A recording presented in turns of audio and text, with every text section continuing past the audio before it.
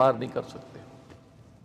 گویا کہ آسمانوں کے ستارے شمار ہو سکتے ہیں، صحراؤں کے ذرے شمار ہو سکتے ہیں، دریاؤں کے پانی کے قطرے شمار ہو سکتے ہیں، نباتات کے پتے شمار ہو سکتے ہیں، جراثیم پانی میں دوڑنے والے شمار ہو سکتے ہیں۔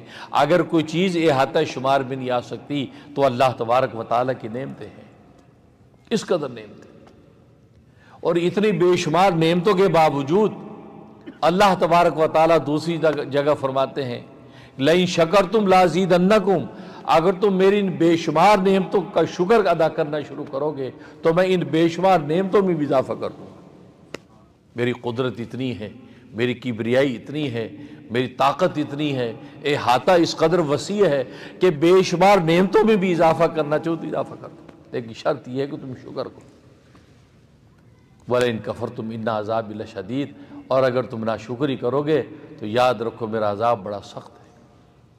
اس قدر نعمتیں، لیکن ان تمام مادی اور روحانی نعمتوں کا اگر جائزہ لیں تو تین نعمتیں اللہ تبارک و تعالی نے ایسی عطا فرمائی ہیں کہ وہ ساری کی ساری نعمتیں انہی تین نعمتوں پر مدار رکھتی ہیں۔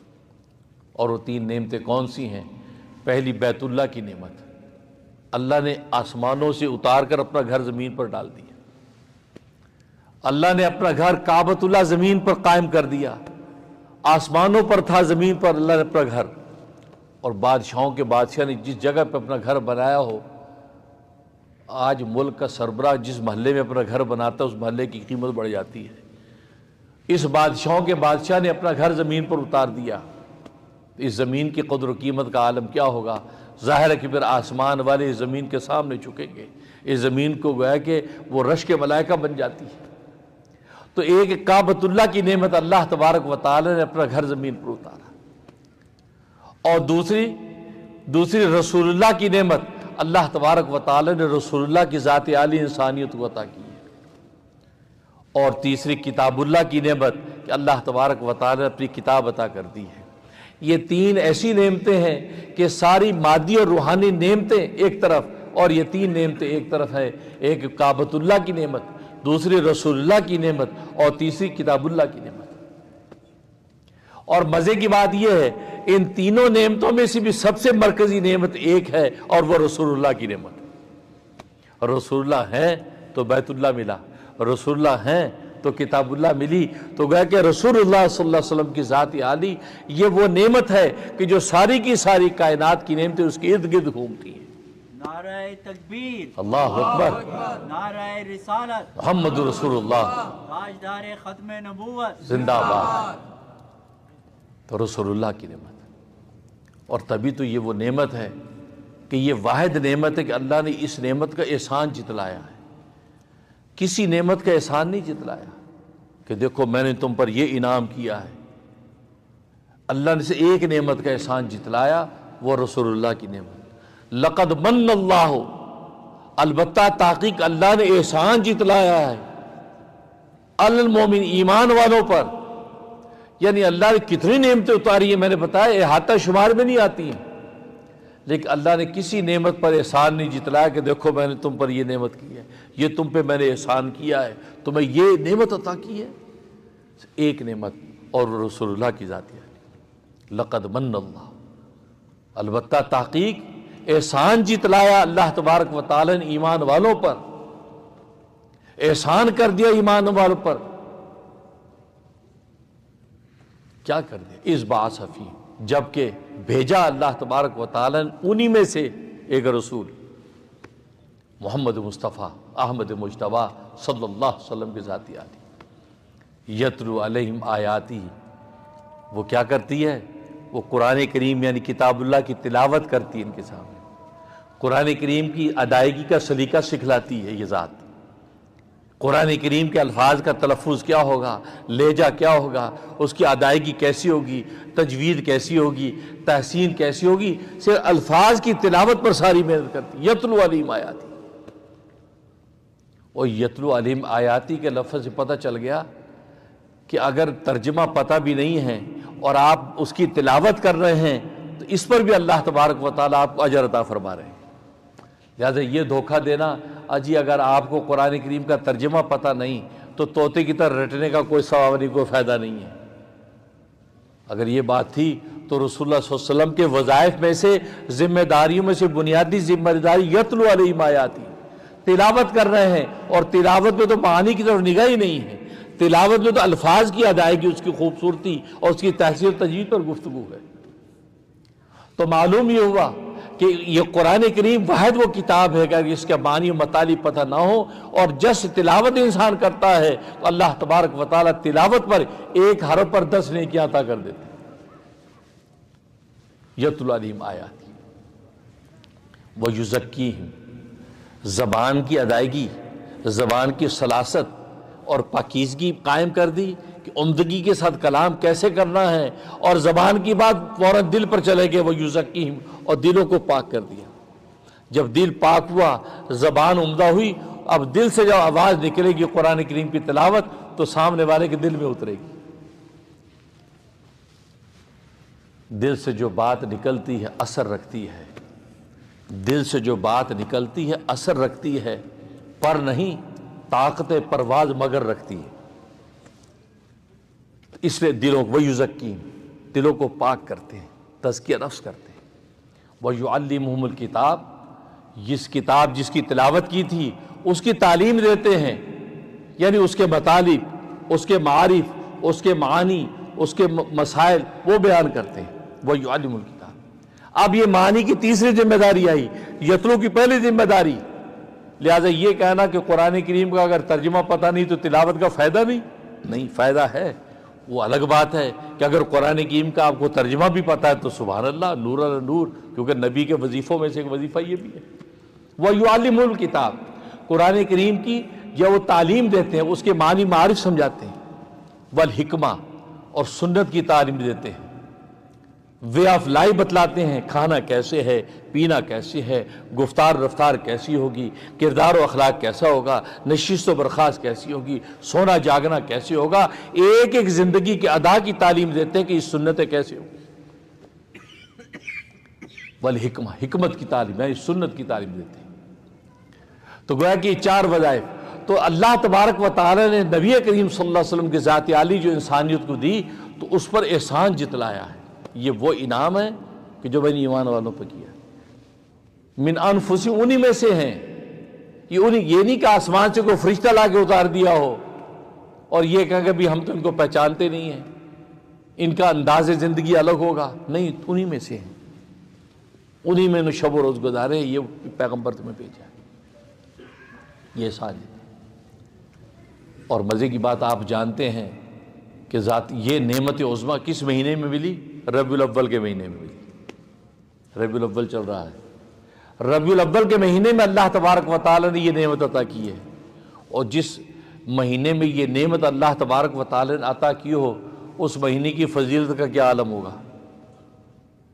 ظاہر ہے کچھ تو میٹر کرتا ہے، اور یہ وجہ ہے کہ 4 ایسے عظیم الشان واقعات کہ کائنات انسانی میں اس کی کوئی نظیر نہیں ہے، اللہ تبارک و تعالی نے ربیع الاول کے مہینے میں ظاہر فرمائے۔ ربیع الاول کا مہینہ اور پیر کا دن، اس لیے علماء نے لکھا ہے کہ ہم تو نبی کی ایک ہی ولادت جانتے ہیں کہ آپ صلی اللہ علیہ وسلم 12 ربیع الاول کو پیدا ہوئے، مشہور قول یہ 12 ربیع الاول کو پیدا ہوئے، بس ایک ہی ولادت۔ فرمایا نہیں، اللہ تبارک و تعالی نے آپ کی ذات عالی کی 4 ولادتیں رکھی ہیں، 4 ولادتیں۔ جس ولادت کو ہم جانتے ہیں کہ ربیع الاول اور پیر کے دن میں سرکار دو عالم صلی اللہ علیہ وسلم دنیا میں تشریف لائے، وہ تو ولادت جسمانی ہے، آپ اپنی اس جسم و جان کے ساتھ دنیا کے اندر ظاہر ہو گئے۔ اس کے علاوہ آپ کی 3 اور ولادتیں ہیں، وہ کون سی ہیں؟ ایک ولادت عرفانی ہے، دوسری ولادت احسانی ہے، تیسری ولادت جاویدانی ہے۔ گویا کہ 4 ولادتیں ہیں، پہلی ولادت جسمانی، دوسری ولادت عرفانی، تیسری ولادت احسانی اور چوتھی ولادت جاویدانی۔ یہ 4 ولادتیں، اور یہ چاروں کی 4 ولادتیں یہ اصل میں کائنات انسانی کے 4 عظیم الشان واقعات ہیں۔ اس نوعیت کے واقعات کائنات انسانی میں رونمائی کبھی نہیں ہوئے اور نہ کبھی ہوں گے، ایسے عظیم واقعات 4، اور چاروں کے چاروں یہ واقع ربیع الاول کے مہینے میں اور پیر کے دن میں۔ اس نوعیت سے یہ ربیع الاول کا مہینہ یہ گویا کہ تمام مہینوں میں سب سے اشرف افضل ہے. یہ ایسی نوعیت ہے، اس نوعیت کی کہ واقعات کسی اور مہینے میں نہیں جو ربیع الاول میں. پہلی ولادت جسمانی، آپ جسمانی طور پر آپ کی جب ولادت ہوئی تو آپ کا جمال انسانیت نے دیکھا کہ آپ جس حسن و جمال کے ساتھ آئے ہیں پوری منصع کائنات کے اوپر جمال آپ کا ظاہر ہوا، اور آپ جیسا حسن و جمال کائنات انسانی میں کسی نے دیکھا نہیں. تو پہلی ولادت میں تو آپ کا حسن و جمال دنیا نے دیکھا ہے، اور آپ کے حسن و جمال کا عالم یہ ہے کہ حسان بن ثابت رضی اللہ تعالی صحابی ہیں، وہ فرماتے ہیں کہ حسن جمال کا عالم یہ ہے کہ سرکار دو عالم صلی اللہ علیہ وسلم جیسا حسین اور خوبصورت کسی ماں نے کبھی جانا نہیں ہے. وَأَحْسَنَ مِنْكَ لَمْ تَرَ قَطُّ عَيْنِي، کہ میری آنکھ نے آپ سے زیادہ حسین دیکھا ہی نہیں ہے. عینی، اور ایک روایت میں لفظ ہے عینون، عینی کا مطلب میری آنکھ نے آپ جیسا حسین نہیں دیکھا. ایک میں عینون یعنی نکرہ ذکر کیا، کسی آنکھ نے بھی آپ جیسا حسین کبھی نہیں دیکھا. احسن منک لم تر قط عین، میری آنکھ نے آپ سے زیادہ حسین کبھی کوئی دیکھا نہیں. وہ اجمل منک لم تلد النساء، اور آپ سے زیادہ خوبصورت کسی ماں نے کبھی جانا ہی نہیں. آپ کے حسن جمال کا عالم. خلقت مبرا من کل عیب، آپ کو تمام عیبوں سے پاک کر کے ایسا شفاف پیدا کیا کہ کأنک قد خلقت کما تشاء، گویا کہ جیسا آپ نے خود پیدا ہونا چاہا اللہ نے ویسے پیدا کیا. تکبیر، اللہ اکبر. گویا کہ محبوب خود کہہ رہا ہے کہ آنکھ ایسی بنانا، ہونٹ ایسے بنانا، کان ایسے بنانا، نگاہ ایسی بنانا، ہاتھ پر، جیسے گویا کہ محبوب بولتا چلا گیا وہ مصور تصویر کھینچتا چلا گیا. اتنا حسین کہ کأنک قد خلقت کما تشاء، اتنا حسن و جمال، ایسی خوبصورتی. تو آپ کی جب ولادت ہوئی تو انسانوں نے آپ کا حسن و جمال دیکھا. اور صحابہ خود فرماتے ہیں، ابو ہریرہ رضی اللہ تعالیٰ فرماتے ہیں کہ 14ویں کی رات ہے، 14ویں کا چاند چمک رہا ہے. رسول اللہ صلی اللہ علیہ وسلم تشریف فرمائے مسجد نبوی میں، اور آپ نے سرخ حلہ پہنا ہوا، سرخ لباس. آپ نے یمن کی آئی سرخ چادر اوڑھی ہوئی، اور آپ کو یہ سرخ لباس بہت پسند تھا، سب سے زیادہ آپ کو پسند تھا سرخ لباس، جو آج کل ہم اس کو مرون کلر کہتے ہیں. مرون کلر، یہ جو میں نے بھی پہن رکھا ہے یہ مرون کلر، اس قسم کی چادر یمن سے جاتی آپ کو سب سے زیادہ محبوب ہوتی. آپ عیدین میں جمعے میں وہی پہن کے آتے، اس قدر آپ کو محبوب تھا یہ رنگ. اور وہ چادر جب آپ اوڑھتے، وہ جب حلہ آپ باندھتے تو بس آپ سے زیادہ پھر حسین کوئی نظر نہ آتا. اب آپ وہ سرخ چادر لپیٹی ہوئی ہے اور بیٹھے ہیں، اور آپ کے چہرہ آفتاب و مہتاب کی طرح چمک رہا ہے. ابو ہریرہ فرماتی عشاء کے بعد کا وقت ہے، ہم رسول اللہ کے چہرے کو دیکھتے ہیں، آسمان کے 14ویں کے چاند کو دیکھتے ہیں، بار بار دیکھتے ہیں، تو اس نتیجے پہ پہنچتے ہیں کہ آسمان کا نور رسول اللہ کے چہرے کے سامنے مان پڑ رہا ہے. سرخ حلے کے اندر، سرخ لباس میں اب اتنے حسین و جمیل لگ رہا ہے، ایسا حسن و جمال. رسول اللہ صلی اللہ علیہ وسلم کا ارشاد ہے نا کہ حسن، یہ حسن و جمال، آدھا حسن و جمال حضرت یوسف علیہ السلام کو عطا کیا گیا، اور باقی آدھا حسن و جمال پوری کائنات میں تقسیم ہوا ہے. تو کیا مطلب یوسف علیہ السلام رسول اللہ سے بھی زیادہ حسین و جمیل ہیں اور زیادہ خوبصورت ہیں؟ تو علماء نے اس کا جواب دیا اصل میں نہیں، یہ جو متکلم کلام کر رہا ہے، یہ رسول اللہ جو ارشاد فرما رہے ہیں کہ آدھا حسن اکیلے یوسف علیہ السلام کو ملا اور باقی آدھا حسن پوری کائنات میں تقسیم ہوا، اس کے اندر خود متکلم شامل نہیں ہے، آپ کا حسن و جمال شامل نہیں ہے. اس لیے آپ کو جو حسن و جمال ملا وہ تو پورا کا پورا ایسا جمال ملا ہے کہ جس کی جو ہے یوسف علیہ السلام کے حسن میں بھی کوئی گنجائش نہیں، ایسا حسن. اور دوسرا مطلب یہ ہے کہ یوسف علیہ السلام کو حسن ملا ہے اور آپ کو جمال ملا ہے، جمال. اور جمال و حسن میں فرق یہ ہوتا ہے کہ حسن اس خوبصورتی کو کہتے ہیں کہ جب اس کو دیکھتے چلے جائے فوراً دیکھتے ایک دم امپریس ہوتا ہے، امپریشن پڑتا ہے، انسپائر ہوتا ہے اس کے دیکھ کے. جب دیکھتا رہتا ہے اس کے ہونٹوں کی، آنکھوں کی، اس کی جو ہے ہاتھوں کی، اس کی خوبصورتی ایک حد کے بعد جا کے رک جاتی. اس کو کہتے ہیں حسن، کہ اس کی خوبصورتی کو دیکھتے چلے جاؤ ایک حد کے بعد وہ رک جاتی ہے. لیکن جمال اس خوبصورتی کو کہتے ہیں، اس جمال کو اگر دیکھتے رہیں تو آپ دیکھتے چلے جاتے ہیں، اس کی خوبصورتی میں اضافہ ہوتا چلا جاتا ہے، یہاں تک کہ دیکھنے والی آنکھیں خیرہ ہو جاتی، وہ نگاہ ہٹا لیتا ہے اور کہتا ہے بھی اس سے زیادہ خوبصورت دیکھا ہی نہیں. آپ کو جمال ملا. اور یوسف علیہ السلام کو حسن ملا ہے، لہذا جمال حسن پر فائق ہوتا ہے. تبھی تو حدیث میں آتا ہے ان اللہ جمیل، اللہ جمیل ہے، خوبصورت ہے. وہاں یہ نہیں فرمایا ان اللہ حسین، اللہ حسین ہے. اللہ جمیل ہے، یعنی جو خوبصورتی اللہ کی اس کی تو کوئی انتہا ہی نہیں ہے. ان اللہ جمیل یحب الجمال، اللہ خوبصورت ہے اور خوبصورتی کو پسند کرتا ہے، جمال کو پسند کرتا ہے. یہ حدیث نبی کریم صلی اللہ علیہ وسلم اس وقت بیان فرمائی کہ آپ تکبر اور کبر پر گفتگو فرما، جس کو تکبر اس کو کہتے ہیں، تکبر اس کو کہتے ہیں. تو ایک صحابی نے سوال کیا یا رسول اللہ، ہمارا جی چاہتا ہماری پوشاک خوبصورت ہو، ہمارے لباس خوبصورت ہو، ہماری جوتے خوبصورت ہو، پورا حلہ ہمارا خوبصورت اصل لگے، یہ ہوتا تو کیا یہ بھی تکبر ہے، کبر ہے؟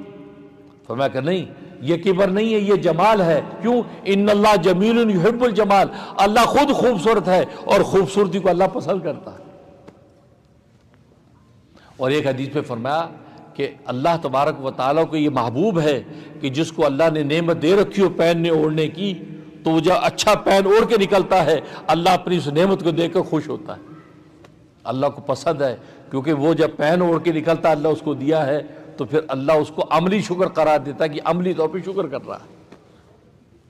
فرمایا کہ یہ جو جمال ہے یہ اللہ کو بہت پسند ہے. تکبر کسے کہتے ہیں؟ فرمایا کہ دوسرے کو حقیر سمجھنا اور حق کا انکار کرنا، اس کو تکبر کہتے ہیں.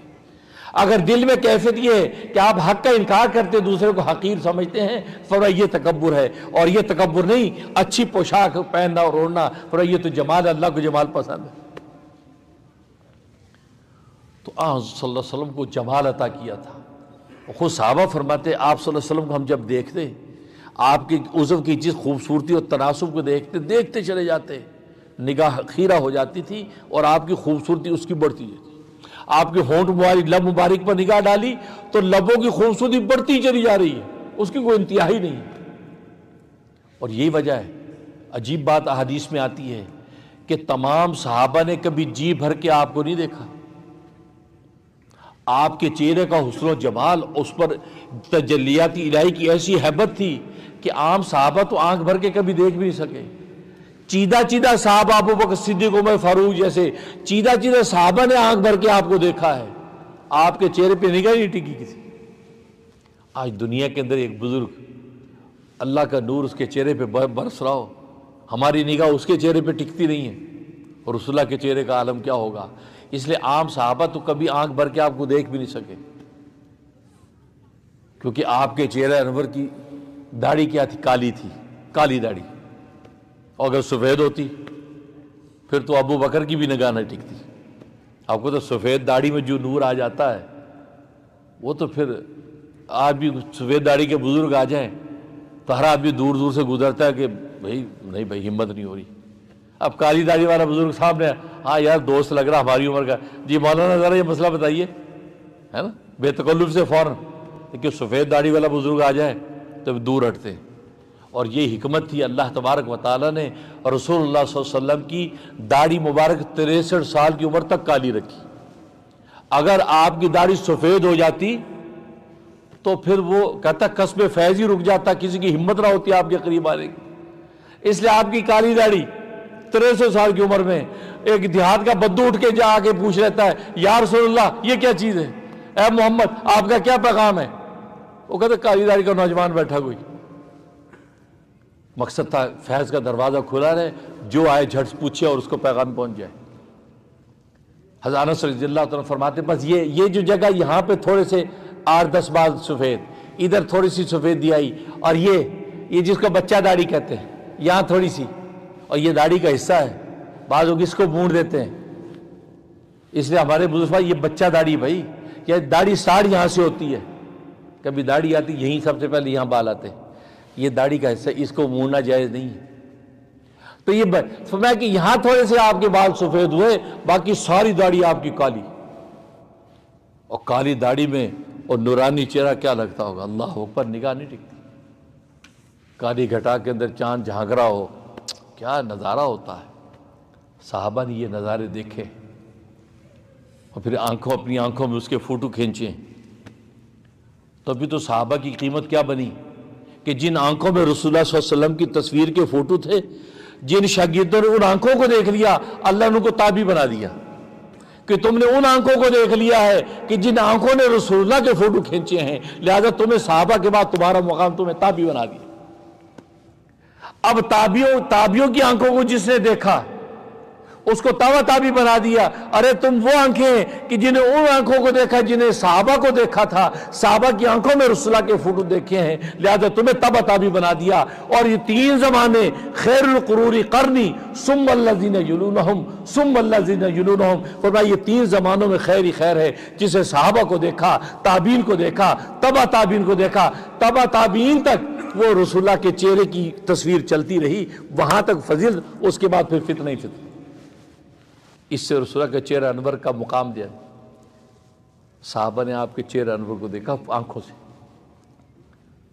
اور ظاہر ہے کہ ایمان کی بنیاد تو صحبت پر ہے نا، دل کی آنکھ سے دیکھ لیا تو بھی فیصلہ ہو گیا۔ عبداللہ ابن ام مکتوم صحابی نابینا ہے، لیکن آپ کی صحبت اٹھائی، آنکھ ظاہری آنکھ نہیں لیکن دل کی آنکھ کھول کر کہہ دیا اشہد اللہ الہ الا اللہ واشہد ان محمد رسول اللہ، ان کو صحابہ کی فہرست میں لکھ دیا۔ اور ابو جہل نے اپنی آنکھیں پھاڑ پھاڑ کے اس لوگوں کو دیکھا، شب و روز دیکھا، لیکن محبت کی نگاہ سے نہیں دیکھا، عداوت کی نگاہ سے دیکھا، وہ ابو جہل رہا، عرب کا سب سے بڑا پڑھا لکھا عقل مند اور ندوہ پارلیمنٹ کا چیئرمین، کتنا بڑا عہدہ، تو رسول اللہ صلی اللہ علیہ وسلم کو نہیں پہچانا تو کیا ابو جہل اس کا لقب بن گیا۔ آج قیامت تک انسان اس کو ابو جہل کہتی ہے، جہالت کا باپ، یعنی جاہل کا باپ بھی نہیں، جہالت کا باپ، کہ جہالت کا باپ، اس کے اندر اور زیادہ مبارکہ ہے، اتنا جاہل کہ جہالت کا باپ ہے یہ ابو جہل۔ اور جس صحابی نے ظاہری آنکھ سے دیکھا، دل کی آنکھ سے دیکھ لیا، تو اللہ تبارک و تعالی اس کو صحابی بنا دیا۔ اور جس کی شان منقبت میں ابسا اتر آئی، ابسا وتولی ان جاءہ الاعمی، یہ پیغمبر چین بجبی ہوا، منہ موڑا جب اس کے پاس آیا ایک نابینا، عبداللہ ابن ام مکتوم، کوئی پورا ایک واقعہ ہے۔ تو کہنے کا مقصد یہ ہے رسول اللہ صلی اللہ علیہ وسلم کے چہرے انور کی تابانی، تو ولادت جسمانی آپ کی ہوئی تو کائنات انسانی نے آپ کا جمال دیکھا، پھر ٹھیک 40 سال کے بعد آپ کی ولادت روحانی ہوئی، اور روحانی میں پہلا مرحلہ ولادت عرفانی، یعنی آپ کو نبوت ملی، آپ کو نبوت ملی تو انسانیت نے آپ کا کمال دیکھا 40 سال کے بعد نبوت، اور وہ ربیع الاول پیر کا دن، ربیع الاول کا مہینہ پیر کا دن آپ کو نبوت مل رہی، اب آپ کا کمال کائنات انسانی کو نظر آ رہا ہے کہ آپ نبی بن کے آ رہے ہیں، اور نبی بھی کون سے؟ خاتم الانبیاء، ختم نبوت کا تاج پہن کے آئے۔ کم و بیش 1,24,000 نبیوں کے اندر نبوت تقسیم ہوتی رہی، کمالات نبوت بڑھتے رہے، یہاں تک بے انتہا کو جب نبوت پہنچ گئی، آخری کمال کو جب نبوت پہنچی تو وہ سارے کمالات اکٹھے کر کے محمد مصطفیٰ کو عطا کر دی۔ نعرہ تکبیر، اللہ اکبر، نعرہ رسالت، محمد رسول اللہ، تاجدار ختم نبوت، زندہ باد۔ کائنات حسن پھیلی تو لامحدود تھی، کائنات حسن پھیلی تو لامحدود تھی، اور جب سمٹی تو نام محمد ہو کر رہ گئی۔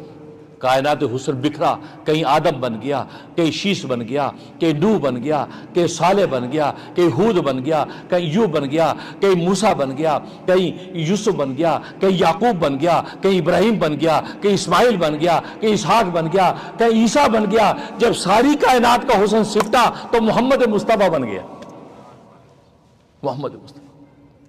تبھی تو اللہ نے کہہ دیا، اور شاعر نے اس کو یوں تعبیر کیا، کی محمد سے وفا تو نے تو ہم تیرے ہیں، کی محمد سے وفا تو نے تو ہم تیرے ہیں، یہ جہاں چیز ہے کیا لوح قلم تیرے ہیں۔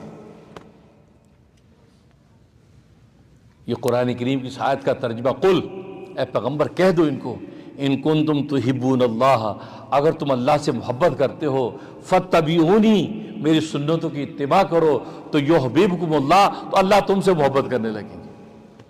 تو نبی کی اداؤں پہ مت مٹو، نبی کی سنتوں کو اپنی زندگی کے اندر لے آؤ، پیتے کیسے ہیں، کھاتے کیسے ہیں، سوتے کیسے ہیں، جاگتے کیسے ہیں، رفتار گفتار کیسی ہے، کردار و اخلاق کیسا ہے، دوستوں سے رشتوں سے برخاست کیسی ہے، ایک ایک سنت کو تم اپناتے چلے جاؤ تو محبوب کی اداؤں کو اپنی زندگی میں لوگے تو اللہ کہتا ہے میں تمہیں اپنا محبوب بنا لوں گا۔ کتنا آسان راستہ اللہ کا محبوب بننے کا، آپ نبی کی سنتوں والی زندگی اختیار کریں، اللہ آپ کو اپنا محبوب بنا دیں گے۔ اور حضرت داتا گنج بخش صاحب رحمۃ اللہ علیہ بہت بڑے محدث ہیں، لوگ تو جانتے ہیں کہ اللہ والے درویش تھے جی، لاہور کے اندر ان کا مزار ایک اللہ والے درویش، وہ درویشی میں تو اللہ نے ان سے جو کام لیا سبحان اللہ، لیکن وہ اپنے وقت میں بہت بڑے محدث، بخارا سے چلے ہیں، بہت بڑے محدث، علم حدیث کے امام۔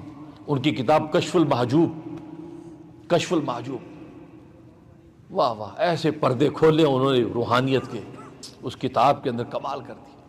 اس میں وہ بحث چھیڑتے ہیں کہ اللہ کا محبوب بننا افضل ہے یا اللہ کا عاشق بننا افضل ہے، کیونکہ ایک اللہ کا عاشق ہے، اللہ کا محبوب، یعنی ہم اللہ سے محبت کرنے والے بنے یہ مقام اونچا ہے، یا اللہ ہم سے محبت کرنے والا بنے یہ مقام اونچا ہے۔ اس پر بحث کرتے ہیں، واقعات بیان کرتے ہیں، تفصیلات بیان کرتے ہیں، اور اس نتیجے پر پہنچتے ہیں اللہ کا محبوب بننا افضل ہے، اللہ کا عاشق بننا، اللہ کا عاشق بننا بڑا امتحان ہے۔ دنیا کے مجازی چھوٹے چھوٹے محبوبوں کا کوئی عاشق بن جائے، اس عاشق کو کتنی ٹھوکریں پڑتی ہیں، کتنی آزمائشیں ٹوٹتی ہیں، وہ اپنے عشق میں ناکام ہو کے گر جاتا ہے۔ اللہ کے عشق کی پرواز تو بڑی مشکل ہے، آسان نہیں ہے، فرمایا کہ کوئی نصیب والے ہی اس عشق کی منزل کو طے کرتا ہے۔ کیوں؟ اس لیے کہ صبر و تحمل کا، استقامت کا پہاڑ جب تک نہ بنے عشق الہی کی منزل طے نہیں ہوتی۔ تبھی تو ایک شاعر کہتا ہے، بس چلا چل قطع راہ عشق اگر منظور ہے، بس چلا چل قطع راہ عشق اگر منظور ہے، یہ نہ دیکھے ہم سفر نزدیک ہے یا دور ہے، مشکلیں عاشق کو ہیں بس قبل از دیوانگی، مشکلیں عاشق کو ہیں بس قبل از دیوانگی، چند دنوں غم سہ لیا پھر عمر بھر مسرور ہے۔ یہ اللہ کی عشق کی منزل ایسی ہے، بس چلتے جاؤ چلتے جاؤ، یہ نہ ہو کہ اللہ پکار رہے ہیں تو سنتا نہیں، اے اللہ تجھے پکار تو سننا ہی، ہمارا کام پکارنا، ہمارا کام اس سے کچھ سنوانا نہیں ہے، ہمارا کام پکارنا ہے۔ جو ایک عارف کہتا ہے، مالی دا کم پانی لانا پر پر مشکاں لاوے، مالی دا کم پانی لانا پر پر مشکاں لاوے، مالک دا کم پھل پھول لانا لاوے یا نہ لاوے۔ مالی جو ہوتا ہے مالی، اس کا کام پانی ڈالے مشک بھر بھر کے لگائے، پودوں کو پانی ڈالنا اس کا کام، بھر بھر کے مشکیں ڈالے، یہ نہ سوچے پھل لگے گا کہ اس کا کام بس پانی ڈالے پودوں۔ اس مالک کا کام ہے وہ پھل لگائے یا نہ لگائے، آپ اپنا کام کریں، ہم تو مالی ہیں، بس ہمارا کام اللہ کو پکارنا ہے، یہ نہیں کہنے کہ اللہ جواب تو کیوں نہیں دیتا، اس کا ہمیں حق نہیں ہے۔ ہمارا کام سجدوں میں گرنا ہے، خدا کو پکارنا ہے، روزوں میں بھوکا رہنا ہے، زکاتیں بانٹنی ہیں، لبیک کے نعرے رہا، بس ہم اپنا کام کرتے رہیں، یہ نہ کہ اللہ بھی آپ جواب کیوں نہیں دیتے۔ نہیں نہیں، عاشقوں کو یہ پوچھنے کا حق نہیں ہے۔ مالی دا کم پانی لانا پر پر مشکاں لاوے، مالک دا کم پھل پھول لانا لاوے یا نہ۔ شاہ متوکل رحمت اللہ علیہ 3 دن مراقبے میں، اللہ کے نام میں مراقبے میں بیٹھے ہیں، فاقہ ہے، ایک خادم بھی ساتھ ہے، اور لبیک لبیک پکار رہے ہیں، اور آگے سے جواب آتا ہے لا لبیک لا لبیک، تیری لبیک قبول نہیں ہے۔ 3 دن ہو گئے، اب بھوکے ہیں، ظاہر ہے کہ یہ ولایت و معرفت کا راستہ فقر و فاقے سے چلتا ہے۔ دیکھو نبی کے دامن میں جیسے صحابہ آئے، فقر و فاقہ شروع ہو گیا، پیٹ پہ پتھر آ گئے، یہ پہلا امتحان ہوتا ہے، فقر و فاقہ۔ تو خادم بولا پیچھے سے کہ حضرت یہ 3 دن سے ہم آپ لبیک لبیک کر رہے ہیں، آگے سے جواب ہاتف غیبی سے آتا لا لبیک، تمہاری لبیک قبول نہیں ہے، تو کب تک پکارتے رہیں گے، کب تک پکارتے رہیں گے؟ تو شاہ متوکل نے فرمایا کہ میاں کوئی اور دروازہ ہے کھٹکھٹانے کا جس کو جا کے کھٹکھٹاؤں؟ اس لیے کہ میرے پاس تو کھٹکھٹانے کا ایک ہی دروازہ ہے، اس کو پکارنے والے تو لاکھوں ہیں، میں کس در پہ جاؤں گا؟ میرا در ہی ایک ہے، اسی در کو کھٹکھٹاتا رہوں گا، وہ کھولے نہ کھولے اس کا کام ہے، میں اپنا کام کروں۔ بس آپ اپنا کام کرتے رہیں، آپ اللہ سے مانگتے رہیں، اس کے در کو کھٹکھٹاتے رہیں، اس کے سامنے سجدوں میں گرتے رہیں، یہ نہ سوچے اللہ بھی ابھی تو ہوا کام نہیں میرا، نہیں، یہ آپ کا کام نہیں۔ بس یہ کہنا تھا۔ تیسرا دن پورا ہوا، آسمان سے چاندی کی ٹڈیاں گرنا شروع ہو گئی، چاندی برسنا شروع ہو گئی۔ اب وہ شاگرد نے کہا حضرت چاندی برس رہی ہے، فرمایا تو ہی پریشان ہو رہا تھا، اب سمیٹ لے، اب سمیٹ لے، تو ہی پریشان ہو رہا تھا کہ اللہ سنتا نہیں، اللہ سنتا ہے۔ اللہ کبھی عاشقوں کا امتحان لیتا ہے، کبھی ماں بھی تو بچے کو دودھ پلاتی ہے نا، کبھی کبھی دودھ چھڑا دیتی پیچھے کر لیتی ہے، تو بچے وہاں وہاں کرتا ہے، تو اس کو وہاں کرنا اچھا لگتا ہے، وہ ہنس ہنس کے دیکھو دیکھو کیسے کود رہا ہے، دیکھو پیر کیسے مار رہا ہے، وہ کھلا جان کی نہیں کھلا رہی اس کو، اس کی وہم اس کو اچھی لگتی ہے۔ اللہ میاں کی کبھی کبھی بندے کی وہم اچھی لگتی ہے، اللہ میں تھوڑی دیر دیکھو، فرشتوں سے کہتے دیکھو کیسے پکار رہا ہے، کیسے رو رہا ہے، تڑپ رہا ہے۔ فرشتے بھی دیکھتے ہیں واقعی اللہ ہم نے خام کا اعتراض کر دیا کہ تیرا نافرمان ہوگا، یہ تو تجھے پکارے جا رہا ہے، تو نے اس کو فاقے میں رکھا تو بھی تجھے پکارتا ہے، تجھے اس کو عطا کیا تو بھی تجھے پکارتا ہے، کمال ہے بھائی۔ اب اللہ اس کو نواز دے۔ تو کبھی کبھی اللہ جو اٹکیلیاں کرتے ہیں اپنے نیک بندوں سے، اس لیے حدیث میں آتا ہے کہ بسا اوقات ایک دعا کرنے والا شخص دعا کرتا ہے، مانگتا ہے، اللہ کہتے ہیں فرشتوں کا اس کو جلدی سے دے دو، اس کو دے دو، دے دیتے ہیں اس کو۔ دوسرے ایک نیک بندہ مانگتا ہے تو اللہ میاں کہتا ہے بھی ٹھہرو، پھر مانگ رہا ہے، ٹھہرو۔ تو فرشتے پوچھے اے رب الزجا، وہ تو تیرا نافرمان تھا، اس نے جیسے مانگا آپ نے کہا دے دو اس کو، اور یہ تو تیرا نیک فرمانبردار بندہ ہے بیچارہ، یہ کب سے تڑپ رہا ہے، آپ اس کو دے نہیں رہے۔ فرمایا کہ اس کا مانگنا مجھے اتنا مکروہ اور برا لگتا ہے کہ جیسے اس نے مانگا میں نے کہ اس کو دے دو، بار بار مجھ سے مانگے نہیں، اس کا مانگنا مجھے برا لگتا ہے۔ اور یہ میرا نیک بندہ، اس کا مانگنا مجھے اتنا بھلا لگتا ہے کہ بار بار میں سننا چاہتا ہوں کہ کیسے مانگ رہا ہے، اسے ذرا ٹھہر جاؤ، تھوڑی دیر میں دیتے ہیں۔ اب جو اللہ کی تو ادائیں یہ ہیں، اور آپ سوچتے ہیں کہ یار دیکھو اللہ میرے کافروں کو دے دیا، ہمیں نہیں دیا، ہم تو نبی پاک کا کلمہ بھی پڑھتے یار ان کو دے دیا۔ نہیں، اللہ کو ان کا مانگنا ہی مکروہ لگتا ہے، دو اس کو فارغ کرو یار۔ کبھی آپ بھی جانتے ہیں کہ ہٹلر قسم کا منگتا آ جائے دکان پہ، آپ دیکھتے ہو اب یار وہ دے دو یار، اس کو دو یار، اس کو نمٹاؤ، پتلی گلی سے نکال لو اس کو، کرتے ہو نا، جان چھوڑاؤ یار تم سر۔ تو بعضوں کا مانگنا برا لگتا ہے، یار دے کے فارغ کرو جلدی سے۔ اور بعض دفعہ اپنا بچہ ہی مانگ رہا ہے، آپ ہاں دیتے ہیں، اس کا مانگنا آپ کو اچھا لگ رہا ہے۔ اور مجھے یاد ہے کہ کراچی میں مسجد طیبہ بلاک ڈی نارتھ ناظم آباد کراچی پاکستان میں، وہاں امام خطیب تھا، تو جمعہ کا دن تھا، عشاء پڑھا کے میں نکلا تو ایک فقیر کھڑا تھا وہاں، کہا کہ اللہ کے نام دے دو بھائی، اللہ کے نام سے مانگ رہا تھا۔ تو میں نے بس ہاں کیا حال ہے بھائی، اللہ آپ کے، تو چلا کہ میں امام تھا۔ وہاں سے میں اپنے شیخ اور میرے والد نسبتی حسن الاولیاء امام الاتقیاء حضرت مولانا محمد یوسف لدھیانوی شہید قدس سرو، یہ میرے پیر و مرشد بھی ہیں، میرے سسر بھی ہیں، تو اور وہ حضرت مولانا یوسف لدھیانوی قطب العالم حضرت شیخ الحدیث مولانا محمد زکریہ کاندلوی مہاجر مدنی جو تبلیغی جماعت کے بزرگوں میں سے ہیں، ان کے خلیفہ ہیں۔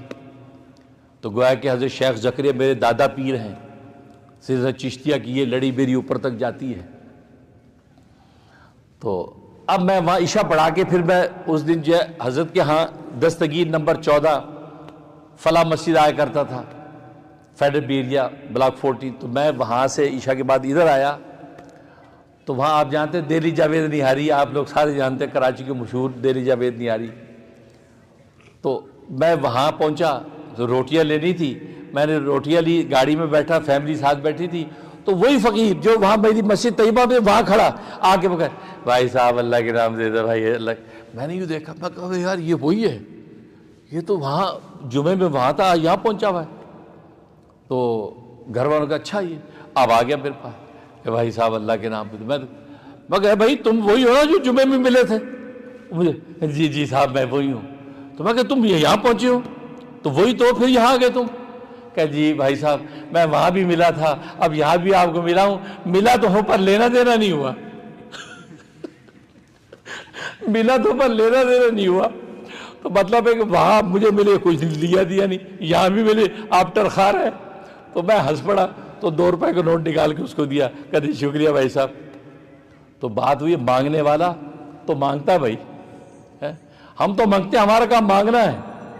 تو بعض دفعہ مانگنے والے کا مانگنا برا لگتا ہے، ہم جلدی سے کہتے یار اس کو نمٹاؤ۔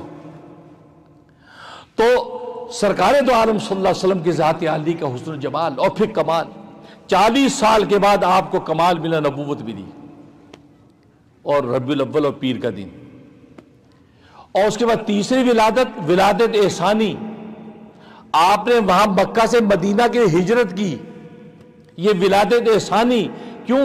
اب آپ نے ہجرت جب کی تو اب آپ کو شریعت ملی، پوری وے آف لائف ملی، قرآن سنت کے علوم آپ پر کھلے ہیں، تو یہ احسان پوری انسانیت پر آپ کی ذات کا ہوا۔ تو ولادت احسانی یعنی ہجرت بھی، ربیع الاول کا مہینہ پیر کا دن ہجرت کی، اور اس کے بعد آپ نے جب رحلت فرمائی، مدینہ جب پہنچے، وہاں 10 سال آپ کی زندگی گزری، اور دنیا سے جب رخصت ہوئے ہیں تو ربیع الاول کا مہینہ پیر کا دن، گویا کہ یہ ولادت جاودانی، مطلب ہمیشہ ہمیشہ کی، گویا کہ آپ کی کمالات ایسے ظاہر ہوئے، کبھی ابو بکر میں ظاہر ہو رہے ہیں، کبھی عمر میں ظاہر ہو رہے ہیں، کبھی عثمان میں ظاہر ہو رہے ہیں، کبھی علی میں ظاہر ہو رہے ہیں۔ پھر صحابہ جو تھے کم و بیش 1,44,000 ان صحابہ نے پھر جو کمالات دکھائے ہیں وہ نبی پاک صلی اللہ علیہ وسلم کی تعلیم کا نتیجہ تھا۔ آپ نے ایسے شاگرد پیدا کیے، اسلام کا زمانے میں سکہ بٹھا دیا، اپنی مثال آپ ہے یاران مصطفیٰ۔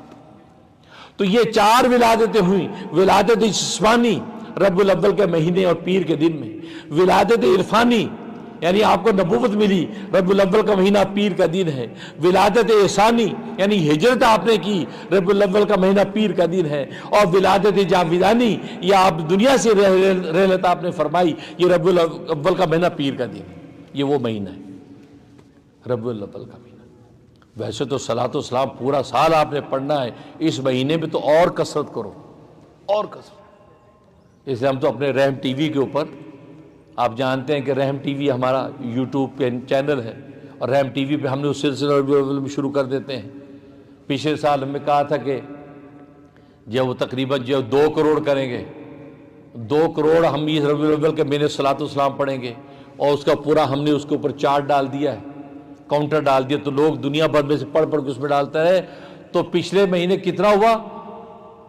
30 کروڑ، 30 کروڑ یعنی 30 ملین صلاۃ و سلام ماشاءاللہ ہوا۔ اس سال پھر ربیع الاول کے میں سے ہم نے وہ کاؤنٹر ڈالا ہے رحم ٹی وی پہ، آپ رحم ٹی وی پہ جائیں، جتنا صلاۃ و سلام پڑھے اس پہ اپنا نام لکھ کے ڈال دیں۔ اس دفعہ ہم نے 20 ملین کا ٹارگٹ رکھا ہے۔ پتہ چلتا ہے، وہی بات ہے جو امام فہد کہہ رہے ہیں، عشق، محبت۔ اس امت کے پاس نبی کی جو محبت ہے نا، اس کی کوئی قیمت نہیں، اور نبی کی محبت اس امت کو دیے بچائے بیٹھی ہے، ورنہ امت جس طرح منتشر ہے، جس طرح ٹوٹی ہوئی ہے، جس طرح اختلاف انتشار کا شکار ہے، کب سے فنا ہو جاتی۔ بڑی بڑی امتیں فنا ہوگی، بڑی باکمال تھیں، لیکن اس امت کے اندر جو نبی کی محبت اور چنگاری عشق ہے نا، صلاۃ و سلام کے ساتھ جو عشق ہے اس امت کو، اس نے اس کو زندہ کر رکھا ہے۔ لا یؤمن احدکم حتی اکون احب الیہ، تم میں سے کوئی شخص اس وقت تک کامل مومن ہی نہیں بن سکتا جب تک کہ میں اس کو سب سے زیادہ محبوب نہ ہو جاؤں، یہاں تک اس کے ماں باپ سے بھی، اس کی اولاد سے بھی، ساری انسانیت سے زیادہ محبوب نہ ہوں، اس وقت تک ایمان کامل نہیں ہو۔ تو یہ 4 عظیم الشان واقعات ربیع الاول کے مہینے کے اندر ہوئے۔ کیا صلاۃ و سلام، اسے علماء نے لکھا ہے روزانہ 300 سے تو کم صلاۃ و سلام کسی مومن کو پڑھنا ہی نہیں چاہیے، 300 کم از کم، یہ کثرت کی تعداد 300 روزانہ۔ شارٹ والے بھی پڑھ سکتے، صلی اللہ علیہ وسلم، صلی اللہ علیہ وآلہ وسلم، یہ بھی پڑھ سکتے ہیں، یہ بھی صلاۃ و سلام میں آ جائے۔ درود ابراہیمی بھی پڑھ سکتے ہیں، یا صلی اللہ علیہ نبی الامی وآلہ وسلم، یہی ہم اپنے رحم ٹی وی پی سی کو جاری کرتے ہیں، صلی اللہ علیہ نبی الامی وآلہ وسلم، صلاۃ و سلام دونوں ہو گئے، یہ بھی پڑھ سکتے ہیں 300 کم سے کم۔ تو سرکار دو عالم صلی اللہ علیہ وسلم کے عشق اور محبت جب اس درجے کے اندر پہنچتی ہے تو پھر آپ کی زندگی آسان. تبھی امام غزالی فرماتے ہیں سرکار دو عالم صلی اللہ علیہ وسلم کے 4 حق ہیں اس امت کے اوپر. ویسے 23 لکھے انہیں 23، لیکن ان 23 کو سمیٹتے تو 4 حق بنتے ہیں. پہلا حق محبت ہے، دوسرا حق عقیدت ہے، تیسرا حق اطاعت ہے، اور چوتھا حق نصرت ہے. فرمایا یہ 4 حق ہر امتی کی گردن پر ہے جو نبی کا اس کو ادا کرنا ہے. ایک تو محبت کمال کی کرے، دوسرا عقیدت کمال کی کرے، تیسرا اطاعت کمال کی کرے، اور چوتھا اس کی نصرت یعنی نبی کی دین کی نصرت کمال کی کرے. اور صحابہ اکرام رضوان اللہ علیہم اجمعین نے 4 حق ادا کر کے دکھائے. محبت ایسی کی، اللہ اکبر، صحیح بخاری کی حدیث ہے. ابو مسعود ثقفی جو کفار و مشرکین کا نمائندہ بن کے گیا کہ جاؤ مذاکرات کر کے آؤ، محمد صلی اللہ علیہ وسلم کا وہ نبوت کا نظارہ دیکھ کے آؤ.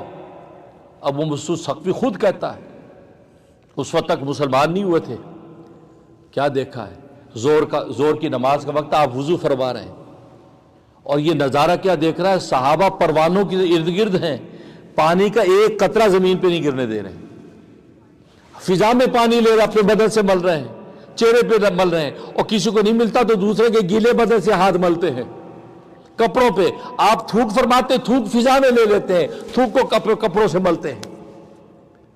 وہ یہ نظارہ دیکھ کے حیران کہ یار میں نے قیصر کسریٰ کے بادشاہ دیکھے ہیں، یار ایسی محبت، ان کے وضو کا ایک قطرہ زمین پہ گرنے نہیں دے رہے. امام بخاری نے روایت نقل کی باب الوضو کے اندر کہ وضو آپ کر رہے ہیں اور صحابہ ایک قطرہ نہیں گرنے دے رہے. اب یہ واپس آیا مکے. ابو جہل نے کہا کیا دیکھا؟ کہا کہ اے مشرکین مکہ، اے سرداران قریش، رب کعبہ کی قسم میں نے قیصر و کسریٰ کے دربار دیکھے ہیں لیکن محمد جیسا بے تاج بادشاہ نہیں دیکھا، محمد جیسا بے تاج بادشاہ نہیں دیکھا. اس کے چاہنے والے پروانوں کی اس کے ارد گرد امڑتے ہیں، وہ وضو کرتا ہے تو اس کے پانی کا قطرہ زمین پہ گرنے نہیں دیتے، وہ کلام کرتا ہے تو ان سب پر ایسا سکوت طاری ہو جاتا ہے کہ یوں لگتا ہے یہ پتھر کے ڈھیر پڑے ہیں، پرندے پتھر سمجھ کے ان کے سر پہ بیٹھ جاتے ہیں. کہا کہ ایسی محبت اور ایسی اطاعت، کہا کہ میں نے قیصر و کسریٰ کے درباروں میں نہیں دیکھی. چاہے نبی کلام فرماتے تو صحابہ ایسے خاموش کہ پرندے سمجھتے پتھر کے ڈھیر اوپر آگے بڑھ رہے ہیں. سانس کی آواز بھی ادب کے خلاف سمجھی جاتی تھی اور رسول اللہ کلام فرما رہے ہیں. یہ محبت کر کے دکھائی صحابہ نے. اور عقیدت، اللہ اکبر، غزوہ احد ہو رہا ہے، تیر برس ہے ہر طرف سے. رسول اللہ صلی اللہ علیہ وسلم نے فرمایا ہے کوئی جو مجھے کفار کے تیروں سے بچائے؟ یہ اعلان فرمایا. ابو دجانہ صحابی دوڑتے ہیں، آپ آگے سامنے، اور آ کے آپ کو یوں ڈھانپ دیا اور آپ کی کمر پہ تیر لگ رہے ہیں. تو نبی نے کہا ابو دجانہ تو میری طرف منہ کر کے کیوں کھڑا ہے؟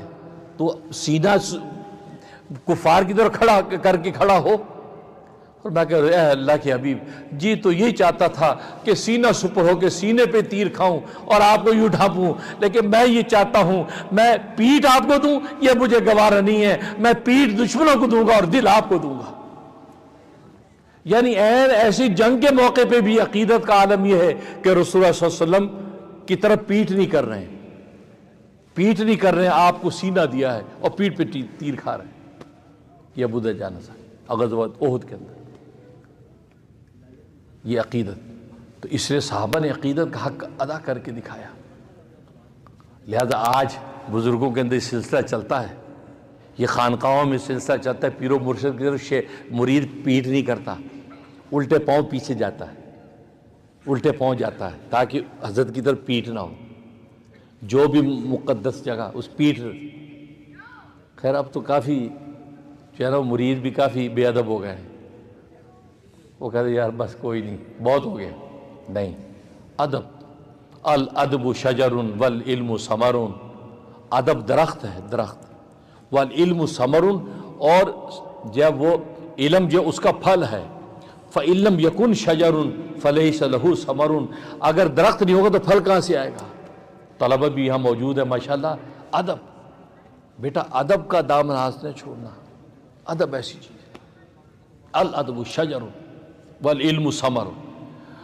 اساتذہ کا ادب، اساتذہ کا ادب. تو میں تو کہا کرتا ہوں اساتذہ کی پیٹ کرنے سے بھی بچا کرو، حتی الامکان کوشش کرو کہ استاد کی پیٹ نہ ہو.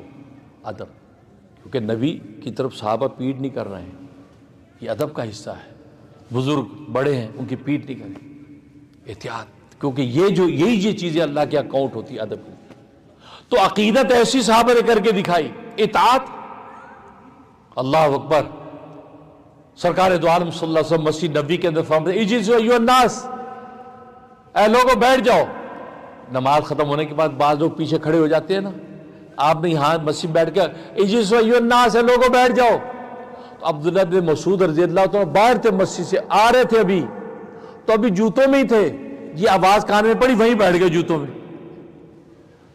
رسول اللہ صلی اللہ علیہ وسلم نے دیکھ لیا کہ ابن مسعود وہیں بیٹھ گئے. خیر آپ نے ساری تقریر کی، کرنے کے بعد بلایا ابن مسعود ادھر آؤ. کہا کہ تم وہیں جوتوں میں کیوں بیٹھ گئے باہر مسجد؟ کہ یا رسول اللہ آپ نے فرمایا اجلس الناس ایھا، بیٹھ جاؤ. تو میں نے سنا تو بیٹھ کے. کہتا نہیں میں تمہیں جو نہیں کہا تھا، یہ جو مسجد کے اندر لوگ پیچھے کھڑے انہیں کہا تھا. کہا کہ اے اللہ کے حبیب، آپ کی آواز جب میرے کان میں آئی اجلسوا ایھا الناس، اے لوگوں بیٹھ جاؤ، پھر میرے گھٹنوں میں تاب نہیں تھی کہ محمد کے حکم کے خلاف آگے چل سکتا، میں وہیں بیٹھ گیا. یہ اطاعت کر کے دکھا، حق ادا کیا اطاعت. تبھی تو پھر رشک ملائکہ بنے. اور چوتھی نصرت، نبی کے دین کی، نبی کی نصرت. اور صحابہ نے جو نصرت کر کے دکھائی آپ جانتے ہیں. مکہ مدینے میں پیدا ہوئے ہیں، قبر افریقہ کے اندر ہے، ہندوستان کے اندر ہے، سری لنکا کے اندر ہے، دنیا مصر اور بغداد کے اندر ان کی قبریں، پوری دنیا پیدا وہاں ہوئے ہیں، قبریں ان کی وہاں بن نہیں. کیوں کہ نبی نے کہہ دیا تھا میرا یہ کلمہ پوری دنیا کے اندر پھیلا دو میرے پیغام کو. پھر انہوں نے پھر 50,000 کی مسجد نبی کی نماز نہیں دیکھی، 1,00,000 کی بیت اللہ کی نماز نہیں دیکھی، سب کچھ قربان کر دیا، گھر بار قربان کر دیا، جنگلوں میں افریقہ کے نکل گئے. اس لیے محمد کا کلمہ پہنچانا، وہیں پہ زندگیاں دے دی، وہیں قبریں بن گئیں. ایسے ہی نصرت کی ہے. کل روز قیامت میں رسول اللہ خوش ہو جائے گی. یہ نصرت. اور آج ظاہر ہے ہمارے پاس یہ سارے آپشن موجود ہیں. محبت بھی انتہا کی کر کے دکھاؤ، عقیدت بھی انتہا کی کر کے دکھاؤ. ظاہر ہے کہ آج رسول اللہ صلی اللہ علیہ وسلم کے شاہ عبدالحق محدث دہلوی رحمۃ اللہ بڑی اچھی بات لکھتے ہیں. حضرت حکیم الامت تھانوی رحمۃ اللہ اس کو نقل فرماتے ہیں. کہتے ہیں نا کہ رسول اللہ صلی اللہ علیہ وسلم کے منہ مبارک، آپ کے منہ مبارک تو دنیا میں موجود ہیں، کیونکہ آپ نے حجۃ الوداع کے موقع پہ تقسیم کر دیے تھے اور وہ چلے آ رہے ہیں لوگوں کے ہاتھوں میں آج. تو شاہ عبدالحق فرماتے ہیں کہ یہ سوچ کے کہ رسول اللہ صلی اللہ علیہ وسلم کے بدن مبارک کے منہ مبارک آج ہمارے ہاتھوں میں موجود ہے، تو فرمایا یہ سوچ کے مجھے اتنی تسلی اور ٹھنڈک ملتی ہے کہ کسی چیز سے اتنی تسلی نہیں ہوتی کہ رسول اللہ ہمارے ساتھ ہیں. اور ظاہر ہے کہ منہ مبارک کی زیارتیں بھی لوگ کرتے ہی ہیں. اب آپ کو زیارت نہیں کرنی، اس کی توہین نہ کرو. بہت سے بے احتیاط لوگ آج یہ سارا فرار شراڑ ہے، یہ دیکھو یہ پیسہ بٹورنے کی بات ہے، منہ مبارک یہ کہاں سے آ گئے اس کے بعد. بھائی نہیں، وہ تو صحابہ میں تقسیم ہوئے ہیں اور کہاں کہاں پہنچے، ہو سکتا وہ صحیح ہوں. اسے حضرت حکیم الامت مولانا شاہ ولی تھانوی رحمۃ اللہ فرمایا خاموشی اختیار کرو، کہیں انکار نہ کر بیٹھو. وہ سچے منہ مبارک کو آپ انکار کر بیٹھے آپ کی پکڑ ہوگی، کیونکہ جز کا انکار فرمایا کل کا انکار ہوتا ہے. نبی کے بدن کا جز ہے وہ منہ مبارک، وہ جز کا انکار کل کا انکار ہے. فرمایا خطرے میں پڑ جاؤ گے، اس سے بہتر چپ رہو، بے ادبی نہ کرو. جہاں اگر رونمائی ہے وہاں دیکھنے نہیں جانا نہ جاؤ، لیکن وہاں باتیں نہ بناؤ. بعض بک بک کرنے لگتے ہیں، آج یہ سب فراڈ ہے، دکانداری ہے، پیسے کما رہے ہیں. بھائی یہ تمہیں یہ کون سے خدائی فوجدار بنایا؟ خاموش رہیں. یہ بے ادبی. اور اگر واقعی صحیح ہوئے تو کل پکڑ ہو جائے گی. تو مطلب یہ ادب. تو عقیدت ایسی ہو کہ رسول اللہ صلی اللہ علیہ وسلم کے ساتھ عقیدت، محبت، اور پھر اس کے بعد اطاعت. اور ظاہر رسول اللہ کی سنتیں، آپ کے احکام ہم تک پہنچ رہے ہیں. پھر نصرت، سب سے بڑی نصرت. اور نصرت کیا ہے کہ نبی پاک صلی اللہ علیہ وسلم کے دین کی نصرت، مدارس کی شکل میں، مکاتب کی شکل میں، مساجد کی شکل میں. آج دنیا کے اندر جو دین کے شعبے کام کر رہے ہیں، دعوت تبلیغ کی شکل میں، جس کی بھی نصرت کر سکتے اس کی نصرت کرو، اس لیے کہ یہ رسول اللہ کی نصرت ہے. اس لیے اس کی کوشش کرو. اور اللہ سے دعا ہے کہ اللہ ایسی ہی محبت، ایسی اطاعت اور ایسی نصرت اور عقیدہ ہمیں نصیب فرما دے جو صحابہ کو اللہ تبارک و تعالیٰ عطا کی تھی، اور عشق ایسا ہو کہ قوت عشق سے ہر پست کو بالا کر دے، قوت عشق سے ہر پست کو بالا کر دے، دہر میں اسم محمد سے اجالا کر دے۔ تو حقیقت یہی ہے